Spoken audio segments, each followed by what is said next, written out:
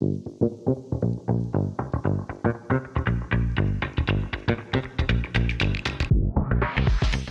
back to On the Brink. Every fortnight, we speak to accomplished founders and industry experts about the fine line between breakdown and breakthrough.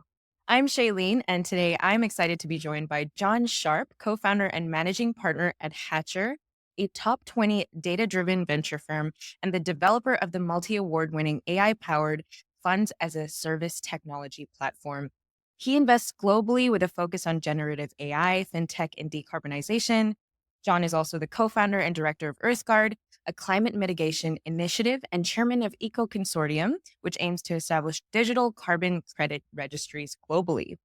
John, it's great to have you on the show. How are you? Really good. How are you doing? I'm great. I'm excited to pick your brain for a little bit. Without further ado, I'm going to start with the first question. Founding a firm like Hatcher in an evolving sector like climate tech, surely it came with its share of challenges. Can you take us back to the early days? What were some of the toughest obstacles you faced when establishing Hatcher?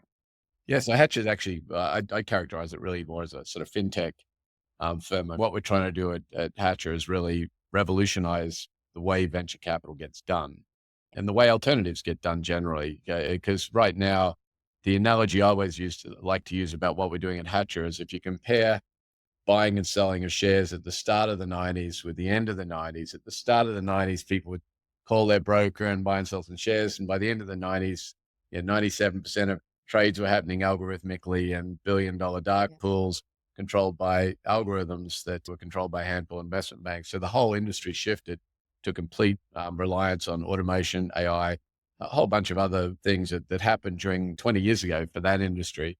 And what we see happening in venture, or what we believe is going to happen in the next 10 years, is a very significant shift towards many of those same dynamics. And we want to be the leader or one of the leaders in that space. So we've already got 8 years into developing our AI models and our process automation. So we're in pretty good shape to lead the charge there. But so Hatcher, that's what Hatcher's sort of future looks like. But how we got to here was we started as a venture firm. Actually, we started as a bunch of 40 plus angel investors, and we made 20 bets on 13 companies, about $20 million risked. And how we got to here was about 4 years into raising the money and investing. We're still sitting with a net value of like $20 million. After raising 20 million, 4 years later, we're sitting at 20 million. I thought this was actually a disaster at the time. And I didn't realize, and I knew nothing about J curves and knew actually very little about venture capital at the time. So I started Yeah. researching it and trying to figure out like how you could create a more predictable or a model that would lead to more predictable returns, a portfolio model that you could Yeah. use to generate an output that would be higher than the input. And what I Mm. realized during that research is that a lot of venture firms actually fail. 50% of them don't do better than Nasdaq. The ones that do a little bit better than Nasdaq form the next quartile, and then the top quartile is actually the one that delivers all the returns. What I tried to do was figure out how we could create that, how we could get in regularly into that top quartile. Very interesting. So, speaking specifically about the climate tech sector, it's obviously how we got into this partnership, Hatcher and Brink. So, this is a sector that often presents very unique challenges Well, from regulatory hurdles to the pressure to deliver impactful solutions. So, how do you maintain your conviction and continue to support startups in climate tech, even when the path to success isn't always clear? it's tough, isn't it? Because for all of us working in climate tech, it seems that we're on a bit of a roller coaster. Some years the world is incredibly focused on solutions, and the next year it seems not to matter. And here we are sitting here with a massive hurricane barreling towards Tampa as we record this. And by the time this airs, who knows what's going on with that? But I think we're all in agreement that we've got to do something. So there's a lot of people working on these problems right now, but there's not a lot of evidence that these solutions are generating the kind of revenue that investors need and the kind of returns that investors need. So this really is, I think, like so many other new industries, this is an industry that is yet to say, okay, this is what we can generate and this is what we can do. So it's really folks that have high conviction and folks that really are doing this more from a personal standpoint than really in this space. For example, my side hustle, EarthGuard, is a massive project, like multi-billion dollar funding is needed to make that project a success. The revenue Mm. model needs a lot of legislative support and various other things to really make happen. So I think a lot of climate startups face that same challenge in that they need several things to happen to make it work. They need legislation, they need rules, they need policy changes. And every time, like I went to COP last year, and I remember leaving COP on the last day with a bunch of us were there talking about what had been achieved and what had not been achieved. And of course, the Article 6, the lack of refinement around Article 6 cross border trading left everyone disappointed. And you Right. have to ask yourself, this is such an important thing. How can you go have a conference with literally every participant in the world turn up and just ignore the need for some refinement around this issue? Because so many startups and so many projects, not just startups, but just projects in the climate space are dependent on us figuring this stuff out. But yeah, there's all of the problem at the moment that we face with the projects that Brink and Hatcher are working on together, Mm. just the lack of clarity with respect to legislation policy, cross-border policy, implementation of the Paris Agreement, which I think we would all agree at the moment is very ineffectively being implemented. So we need some really big ideas and some really big solutions if we're going to get around these roadblocks that have been created by policy and legislation. Absolutely. Yeah. It sounds like a lot of stars need to align for things to actually go forth in this I industry. really like Bill Gross's when he looked at he did this like 6-minute video on YouTube, which is just awesome, by the way, everyone should see it, where he analyzed Yeah. 104 of their startups at Idea Lab, and they analyzed why their video library startup hadn't really worked out and why YouTube had. Mm. And they just found that the key difference was that around 2005, browsers started shipping with the codecs included in the browser. And yet, when the Right. startup started like 3 or 4 years earlier, the codecs weren't in the browser. You had to download this stuff, and you had to buffer the videos, you had to do all this crap. And so Wow. when YouTube launched, it launched just right at the right time for the Yeah. browsers to be ready, enough browsers to have this included for it to become a thing. And now, of course, it's the world's second largest search engine. So yeah, I find it just fascinating. Like all this stuff has to happen at the right Yeah. time, and climate tech startups are no different. You've got to arrive at the starting line, and everything else has to line up for you to get this to catch the wave and ride it into shore. And so I think a lot of startups, that's why a lot of climate tech startups are frustrated at the lack of real progress that's being made in things like Article 6 because we need more progress on that. And if there was more progress being made, carbon prices would be higher and there would be better support for what's coming down the line. So a lot of like flimsy excuses coming from governments and inaction happening at COP. And these things are not helpful for any of us working in this space. And for us as citizens on the planet, that's the super frustrating part. Forget the investor component here. We need this planet to survive and be in good shape. And so it's frustrating to be sitting and watching on the sidelines as people play violins and the earth starts burning. It's super annoying. I think this does bring me nicely to my next question, which is why we're here. We want to absorb all the expertise that you have to share it with our audience of startup founders. So, as an investor deeply involved in climate tech, you've likely observed common challenges that founders face when it comes to scaling their business and securing funding.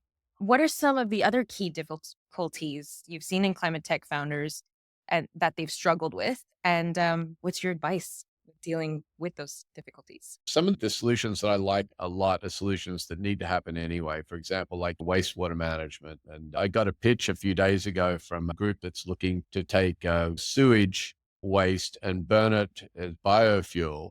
Yeah, Mm. which I think is happening in some cities, particularly in Scandinavia, which is terrific. So there's some really great practical solutions out there that have almost a perfect fit with what's required. But some of these things are incredibly costly. If you're burning the sewage waste, you're spending tens or hundreds of millions of dollars. Like for EarthGuard, for our climate mitigation solution, we need billions of dollars to manifest as a business. So some of these really big, effective solutions need an awful lot of capital. Now, it can be the nature of many startups to think small, to think, how can I create a startup for not much money, maintain this massive sort of ownership of it? So they'll pick something that doesn't require a lot of capital. So they'll pick, I know I'm going to do a carbon exchange or something like that. But I Yeah. got pitched on a carbon exchange recently, yet another one. And the thing that bugged me about it, and I told the founder at the time, is look, I said, do you really understand how carbon actually gets traded right now? Because it gets traded OTC between a handful of Yeah. really large companies. And that's 90 something percent of the trades are happening there. And they're probably unlikely to move to your platform anytime soon because these guys are all a phone call away. You're much more likely to get a trade happening through a fax machine than you are through any kind of technology, token enabled exchange. Mm. And so there's some things that really sound like they're necessary, like carbon exchanges. I'm not quite buying into that. I think Hmm. carbon issuances, yeah, carbon registries, carbon issue, carbon credit issuers, these are all very necessary things. Digital MRV players, these are Yeah. all very necessary components to what's being done. But but you also need to understand that you're up against in the area of MRV, for example, people with clipboards are pretty effective as well at doing Yeah. managing audit trails. So anytime there is an OTC business that's really robust and involves a handful of players, assuming that there'll be this massive number of players that demitigates those or gets rid of those guys is probably a false assumption, at least in the short term. So what we see happening is assumptions made by software people that there's going to be this real need, but they're not looking at the way that the trades are actually happening at the moment. And I'd say the same Right. thing for triple bottom line accounting. Like this is Yeah. something that has to happen, but where is the legislation and where are the effective penalties? And so until you start seeing that legislation having real bite and having real need, you're not going to see those triple bottom line accounting features getting adopted or even required. So, what message do you have to those considering a venture into the climate tech space? I know that you covered some of that, but if you had to say one big message, what would it be? Come on in because yeah, we definitely need all the ideas and everything we have. I would say do a ton of research.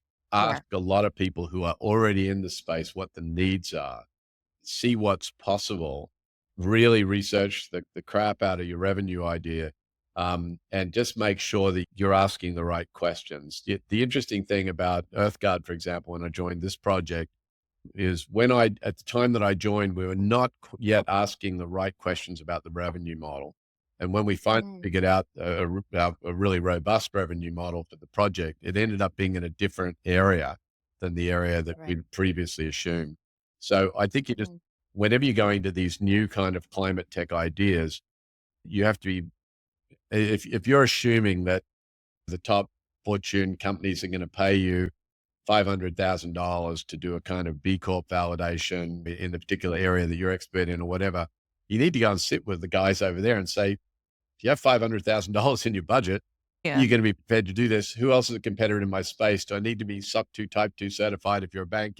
All these questions, you need to go and Mm. sit with people and just say, what is between me starting my startup and getting and pushing an invoice out to you?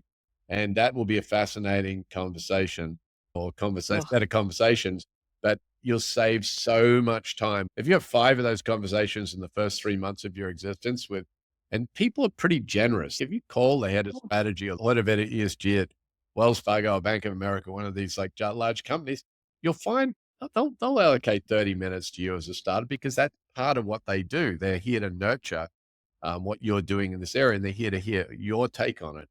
So my advice would be to startups, seek out those people in positions of power. And if you go to them, say, well, will you spend $500,000 like creating this report of 50,000 or 5,000? They may turn around Mm. to you and say, for what you're doing, we'll give you 5 million. You never know. Yeah. You sit down and have that conversation and that conversation will absolutely change everything you currently assume about your business model, or at the very, Yeah. very least validate it. And so Yeah. I would just say to founders, don't assume anything about your business Mm. model until you've spoken to a customer and they've validated that, yeah, this is something that they need and they're willing to pay for. Finally getting a chance to speak with you like this, I completely understand why Brink wanted to Yes. partner with Hatcher.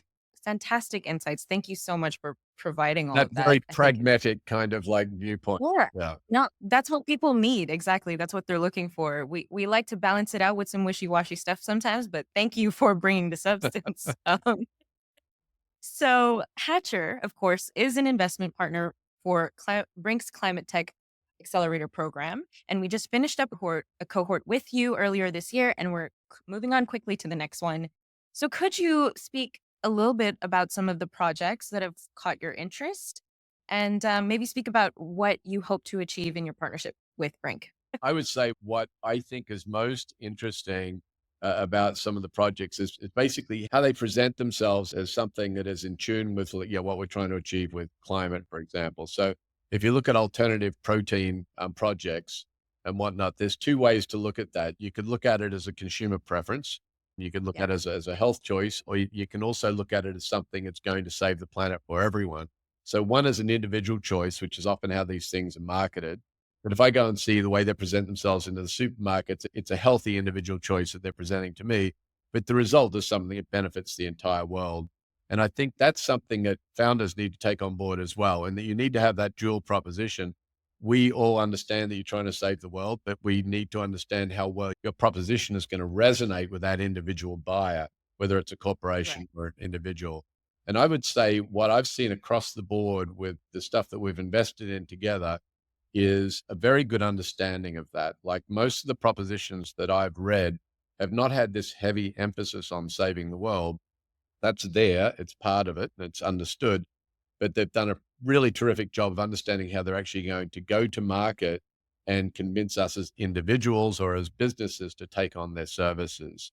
And I've Right. seen that in the alternative protein stuff that we've invested in, the pure climate tech regulatory stuff that we've invested in. And I think in some of the fintech stuff that or things that we'd say in that area, I think we're also seeing that same emphasis on meeting both those things, but primarily customer facing and making sure that argument's really solid. Thank you so much. I only have one final question for you before we do a quick scenario game, Yep. which I'll explain to you Looking after. forward to that. But don't worry, it's very simple. But, Right. All right. my final question is, what's next for Hatcher? Is there any news that you'd like to share with our audience? Yeah, so there is some pretty big news actually. We've just finished doing a 2-year observational study of how effectively the Hatcher score is able to predict valuation markups.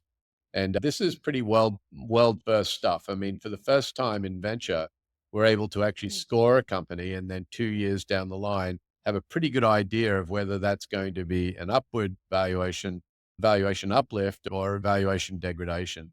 And what we've found is that at the highest Hatcher scores, they're definitely correlated to a pretty distinct and meaningful valuation uplift, and the lower scores are correlated to a much lower valuation.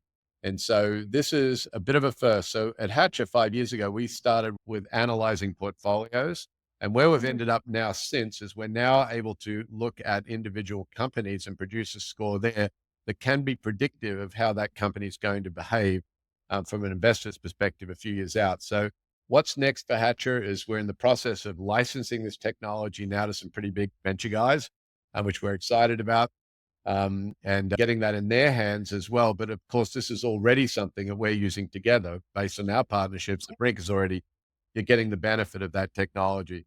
So we want to see this technology used more often. People can go to hatcher.com and sign up and they can use this. Even if you're a family office or an angel investor, you can use this technology to start using it to make decisions about what goes into your portfolio. So what's next for Hatcher? Even more cool stuff going on with our AI, which is really great to see. We've been working on this for 8 years. So Dan and I are Yeah, pretty excited to be finally at the point where we're licensing this stuff and it's producing good results. So what's next for this is we just want to see more people start using the AI, hopefully for the same kind of uplift that we're seeing on from the scoring process. that's phenomenal. Congratulations. Thanks. Incredibly exciting stuff. And obviously, Brink is so ecstatic to be a part of it, to be working with you guys at Hatcher.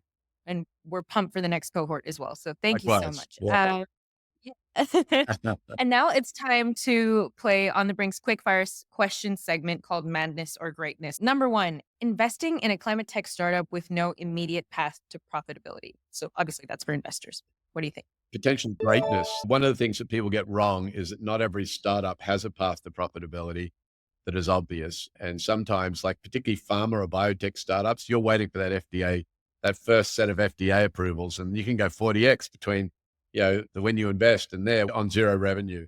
So I think revenue can be an afterthought for the right type of business model.